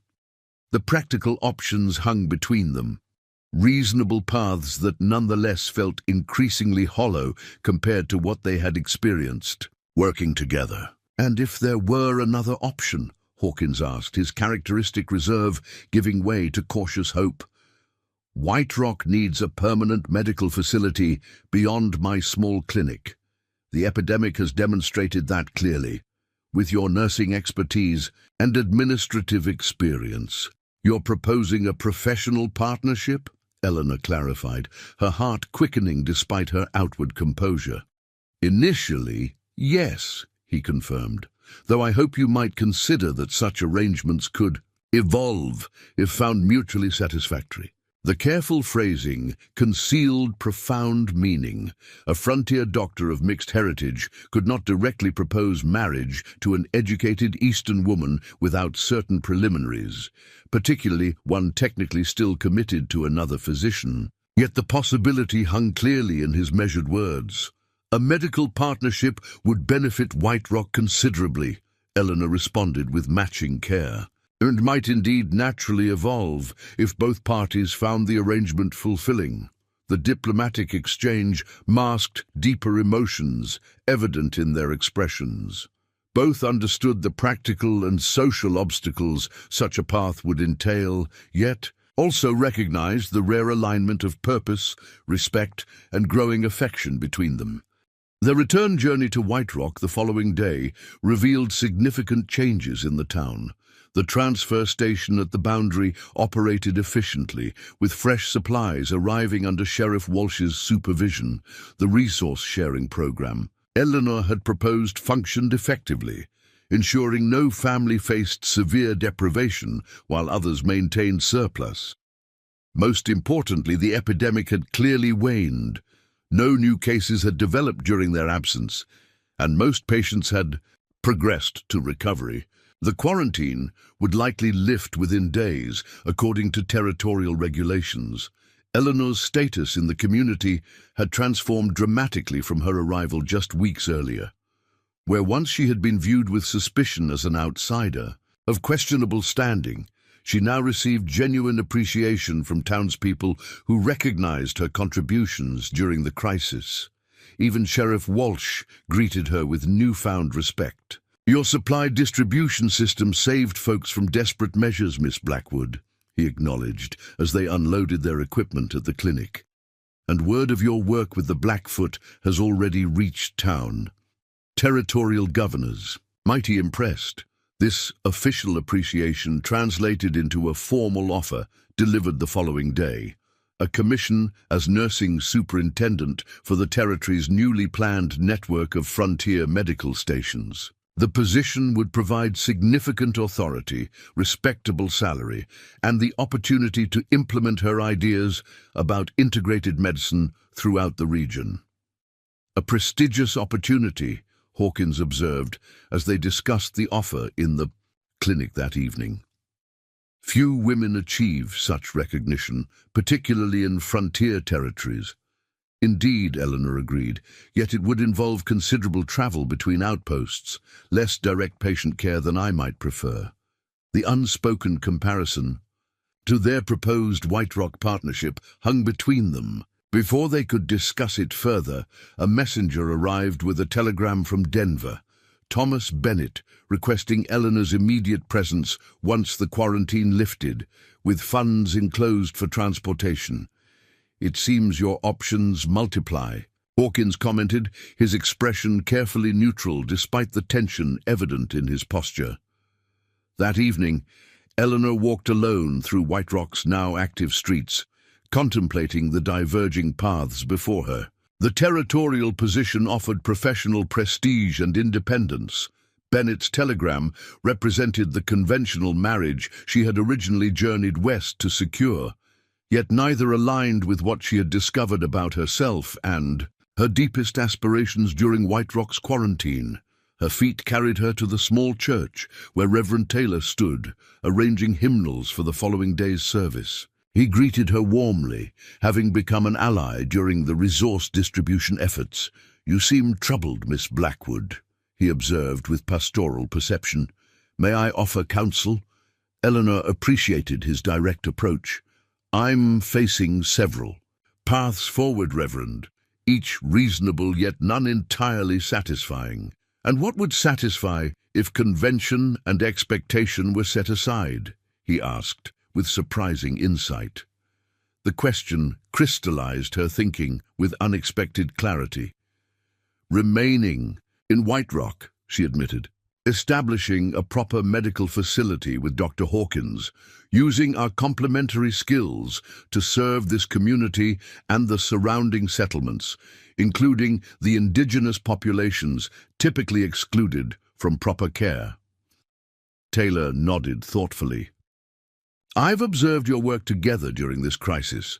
Rarely have I seen such natural partnership, each strengthening the other's capabilities rather than competing or constraining them." "Such arrangements would raise eyebrows even in frontier society," Eleanor noted practically. "Initially, perhaps," Taylor agreed, "though results tend to silence criticism eventually, and professional partnerships sometimes naturally evolve into more conventional arrangements when mutual respect is already established." His diplomatic phrasing echoed Hawkins's earlier approach, suggesting that the path Eleanor contemplated, while unconventional, was not without precedent or possibility. The following morning, Eleanor sent 3 responses to the opportunities. Before her, to the territorial governor, appreciation for the offered position but respectful declination. To Thomas Bennett, acknowledgement of his telegram with clear statement that their paths had diverged permanently. And to Mayor Hargrove and the town council, a formal proposal for establishing a permanent medical facility in White Rock, with herself and Dr. Hawkins as equal partners in its operation. Hawkins found her in the clinic garden, gathering the last herbs before winter's arrival. His expression as he approached held cautious hope mixed with uncertainty. "You've made your decision," he stated, sensing the resolution in her demeanor. "I have," Eleanor confirmed, meeting his gaze directly. "I came west seeking purpose and in partnership, James. I've found both in White Rock, though in entirely unexpected form." She handed him the copy of her proposal to the town council. "I've declined both the territorial position and Dr. Bennett's invitation. Instead, I've proposed we establish a permanent medical facility here with formal recognition of our partnership." His careful composure gave way to genuine emotion as he read her detailed proposal, complete with administrative structure, integration of Western and indigenous medicine, and outreach to surrounding settlements, including the Blackfoot.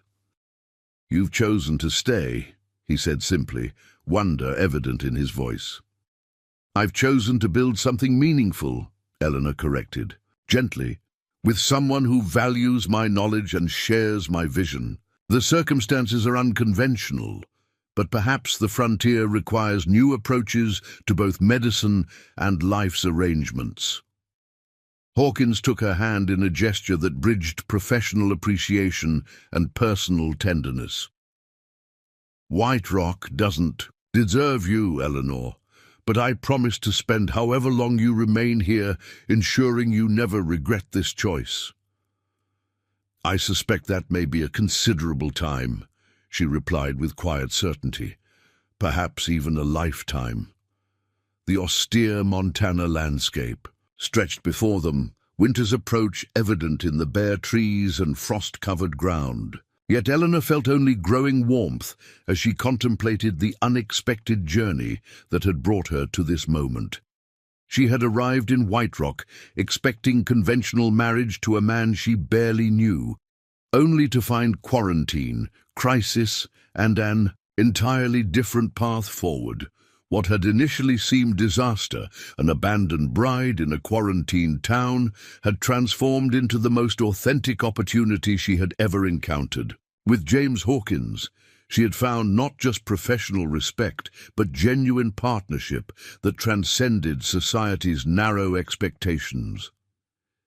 As they walked together toward the clinic to begin another day of healing work, Eleanor reflected that sometimes life's greatest blessings arrived disguised as its most devastating disappointments, a truth that applied equally to mail-order brides and half-Comanche doctors, building something remarkable in a small frontier town called White Rock.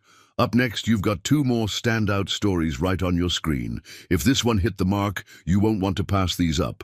Just click and check them out. And don't forget to like, subscribe, and turn on the notification bell so you don't miss any upload from us.